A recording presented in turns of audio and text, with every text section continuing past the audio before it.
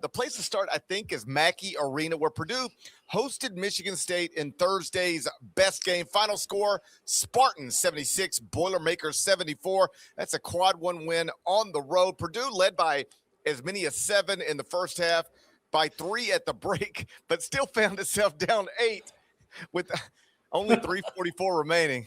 Regardless, Braden Smith, the preseason CBS Sports National Player of the Year. He had the ball in his hands in the final seconds with a chance to win. He launched from 30 feet.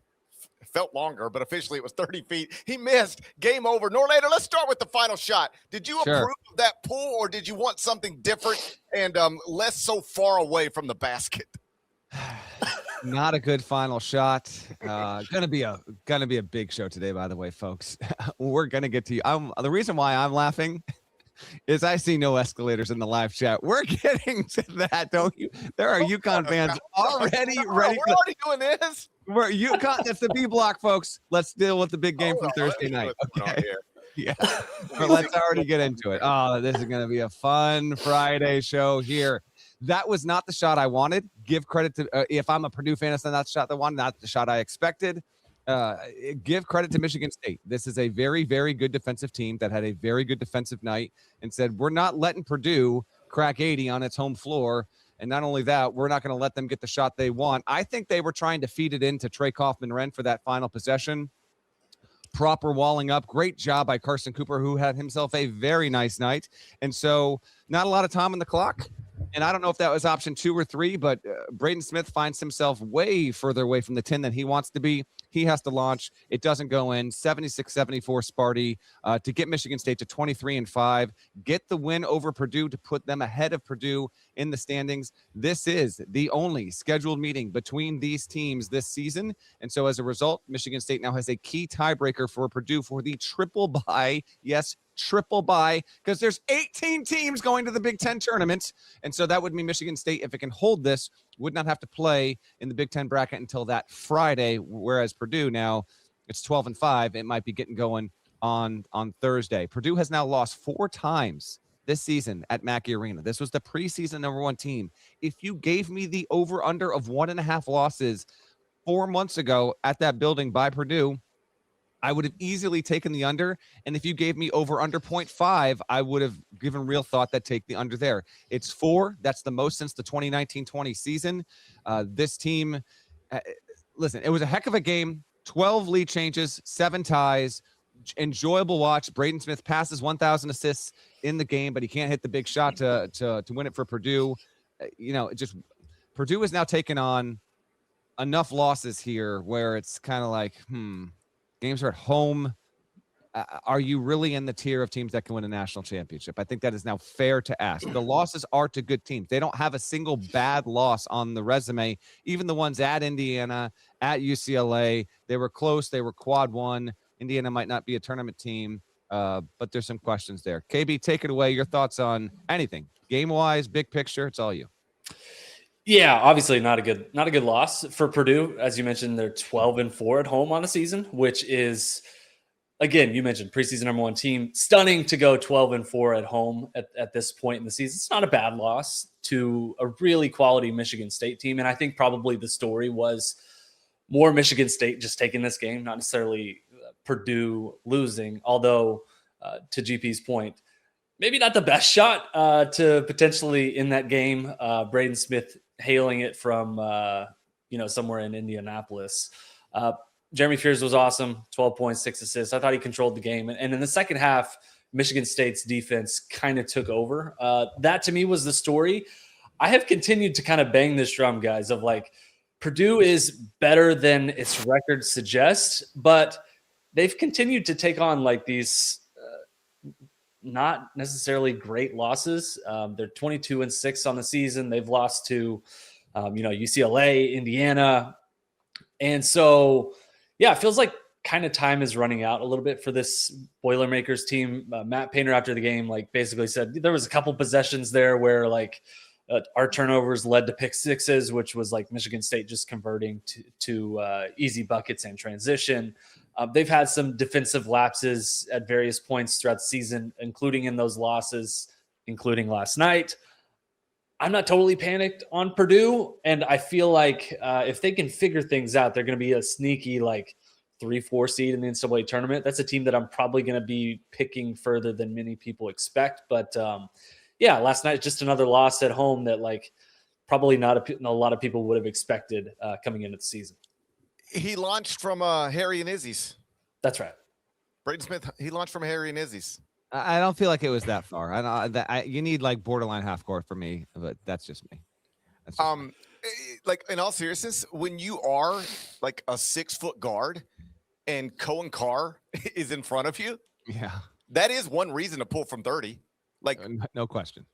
Because if you can't get by him, the closer you get to him, you're trying to shoot over him, and you're not doing that. So, that is why you pull from 30, because he's 50-inch vertical. If it falls, it's an all-time highlight. Yes. But in truth, it wasn't close. I think the story is exactly what you just touched on. 4 losses at home, that's crazy. Mm-hmm.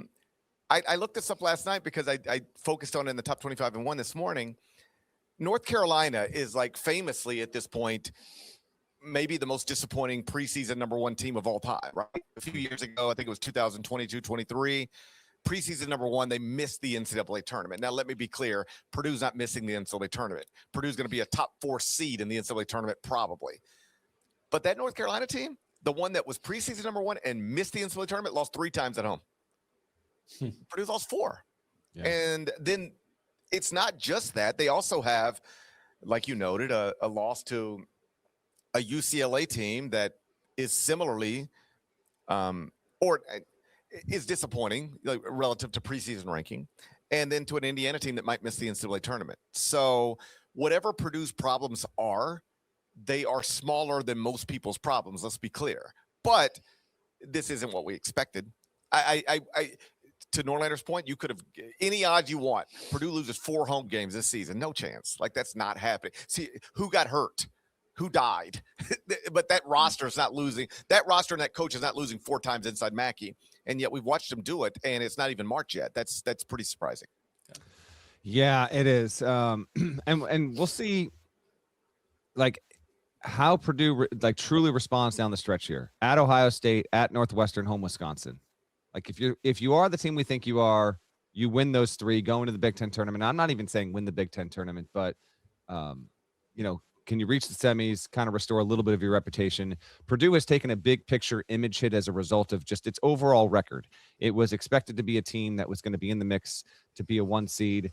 That's now done. Never say never, but Purdue would literally have to run the table and get significant help to get to the 1 line. That's off the table now. Can you hold on to a 2? As a result of the win last night, oh, by the way, Michigan State, which won in this building for the first time since 2014, and there had been some really agonizing losses to Purdue in Mackey. It ends that. MSU jumps from the 4 line to the 3 line, and rightfully so. This is a Sparty team now that is a win at home over Arkansas. Has a win against North Carolina down in Fort Myers on Thanksgiving. Opened up the season with, I thought, was a very tone-setting important win in the Big Ten by beating Iowa by almost 20. Has a win over, what else is there a good one? Has the home win over Illinois. That was the big one that I was trying to pull from my mind there. And then they get the Purdue one here on the road. I thought a very crucial win for Sparty's hopes of being a 3 seed or better. It's got at Indiana on CBS on Sunday, home to Rutgers, and then at Michigan, as always, to wrap the regular season against the rival. So we'll see if they can manage a 2-1 run after this before they go into the Big Ten tournament. But credit to Sparty for getting it done. Jeremy Fears, it wasn't just, this was actually the game itself was a very wonderful game to watch. A lot of lead changes, really just both teams just trading blows. Cohen Carr is the best in-game dunker in all of basketball, period. I cannot get enough of this guy. I think he's probably going to return to college for a senior season. I want him in the dunk contest next year regardless. Make the exception. I don't care. He needs to be in the dunk contest. He needs to literally save the NBA dunk contest. But it was a well spread out, well played game, and I had a good time watching it. That was a nice pop on a Thursday when we haven't had a lot of men's D1 games that have kind of been must-see stuff on Thursdays this season. That was a nice change of pace. You mentioned the Big Ten tournament, 18 teams. Is that what you said is in the bracket? Yes, unfortunately, yes. I got to get my Memphis Tigers in the Big Ten. Yeah. They're at risk of missing the American tournament. I got to get them in a Big Ten. Yeah, some way, somehow. I mean, this feels like a conversation for about a week from now. We don't need 18 teams going to these tournaments in 18-team leagues. What's one more? What's one more? Hey, speaking, you're saying that as a non-Memphis alum. Yeah. I do need 18 teams. It is a conference tournament. Dude, you start those games on those Mondays and Tuesdays, friends and family special. Okay. It's going to make the Thanksgiving week tournaments in random locales look packed by comparison. Not good ball. Hey, down here, we need 18 teams in a conference tournament. I don't know if you've been paying attention. It's getting rough. It's getting rough down here.